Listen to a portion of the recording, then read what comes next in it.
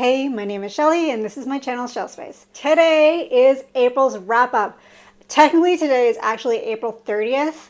Don't judge me, it's the only time I can do it. And also I'm not gonna finish a book in a day. Like I'm just started a new book, so that's not happening. But I am pleased to say that I rocked April, and I think it's because I had a couple good buddy reads going on. So, well, I mean, I had buddy reads going on. Some of them were great. Some of them were not the buddy read, the book that we chose. But I'll get into that. Okay, so let's start with what I finished first in April. And it's been a bit since I read this book. So honestly, a lot of it's left my memory. But I remember that I enjoyed it. And that is When the Moon Hatched by Sarah A. Parker. This book is gonna be big. And that's what I'm gonna say. This is gonna be the next, like, self-pub darling that's gonna get published. I guarantee it. Like, you can quote me on this. It's gonna be big. It is a romantic fantasy, but the world is so incredible. It is such a unique world, and I enjoyed it. It did get a little bit soppy, the romance, but I mean, if you like that, you will love this. And I actually enjoyed the romantic pair. Usually, with romantic fantasies, I either like one or the other or just am in it for the story and the drama. This, I actually liked both characters, and the story was fucking great. It was great. I have a vlog regarding that. My further thoughts are in that vlog if you want to check that out. But basically, I loved it. It was a 4-star read. I highly recommend it to people who enjoy romantic fantasies like Sarah J. Maas. I really hate comparing everything to Sarah J. Maas, but that is just how we compare romantic fantasies nowadays. I did notice that the world she used, and more like the Fae people, was very much inspired by Sarah J. Maas's like versions of Fae. I felt like this book, this story, these characters' writing was actually superior, in my opinion. If you're new to this channel, I'm not the biggest Sarah J. Maas fan, and I'm sorry, but it happens. She had her time and place for me, and that time has passed. So now I am moving forward, and I am happy to say that I really like this, and I will definitely be reading the sequel. It's a good thing I did the vlog, because I'll have to probably rewatch the vlog before reading the book so I can remember what the hell happened. But anyways, 4 stars.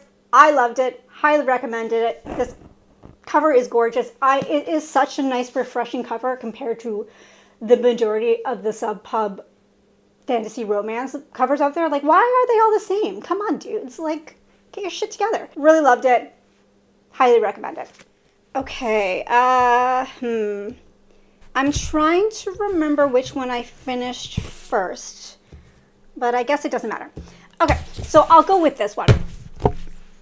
All right, so I finished Mother of Death and Dawn by Clarissa Broadbent. I can never say her fucking name. Clarissa Broadbent.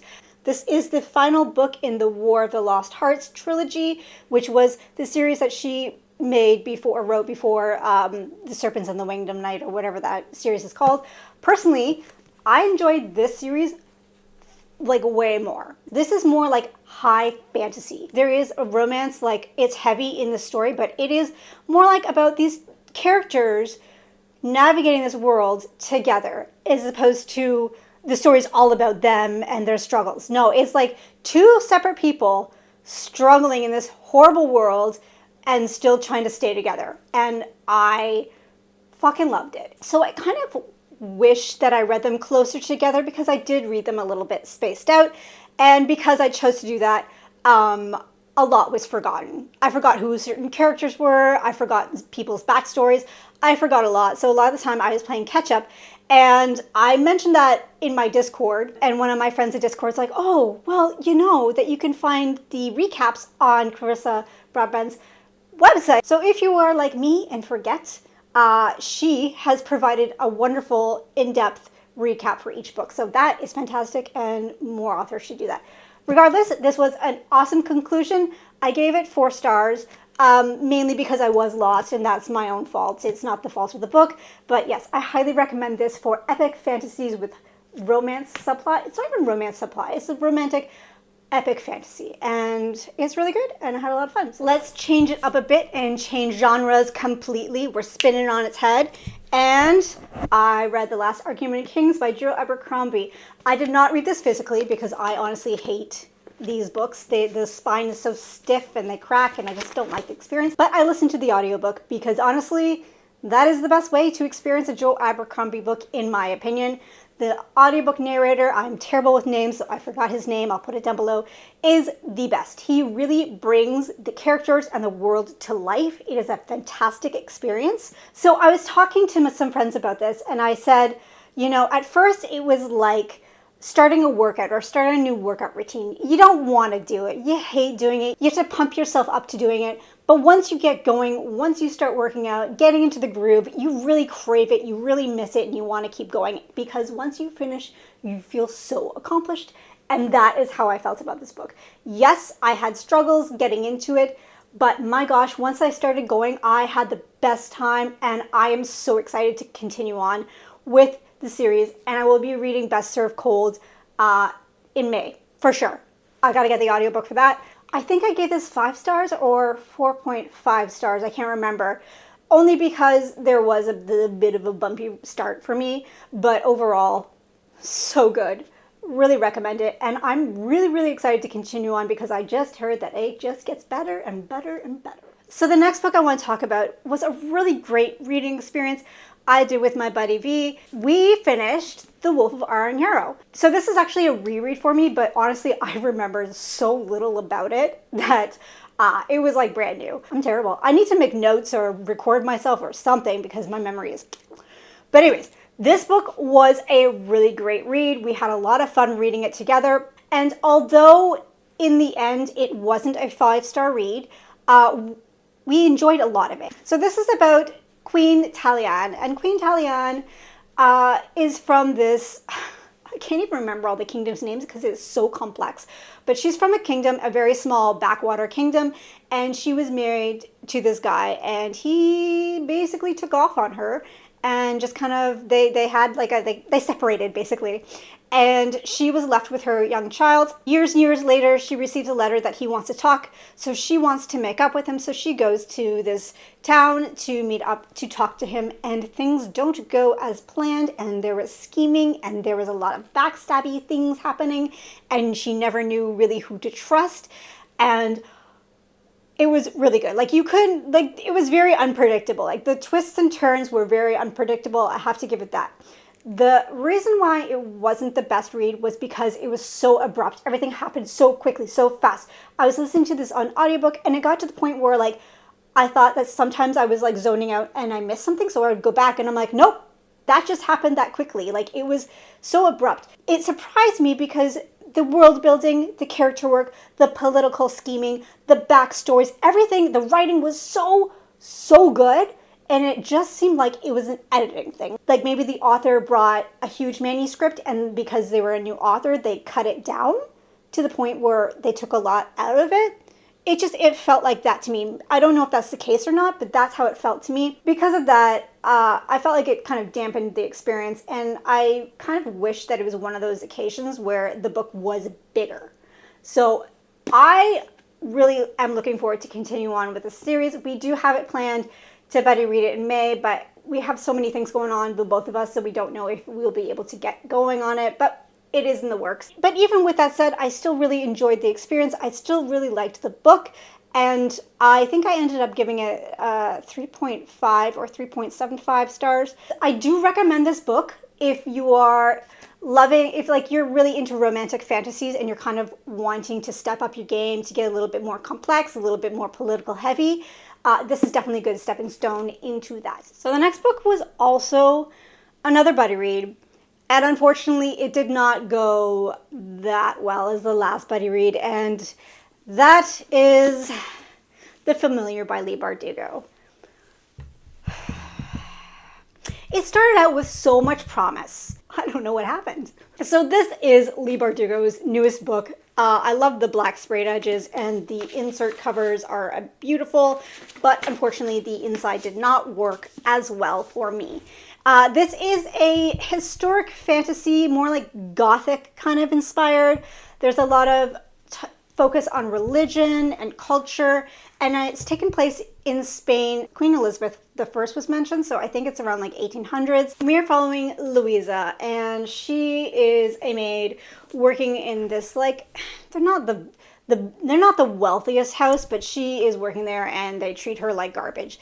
But of course she has some magic. They're very, very religious there. So having magic is a bad thing. Like, it's the sign of the devil. The beginning was a little hard to get into, although Leigh Bardugo is a fantastic wordsmith.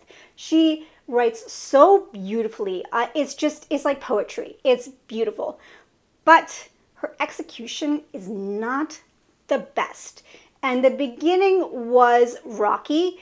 It took me a while to get into. I was, also being introduced to a brand new world and a culture that I know little to nothing about. I don't know much about Spain's culture or history. That was very fascinating to me. I really enjoyed all of that. Just when I was kind of getting like used to it, used to the writing, used to the world, she throws in a competition and I'm like, no, Leigh, don't do that.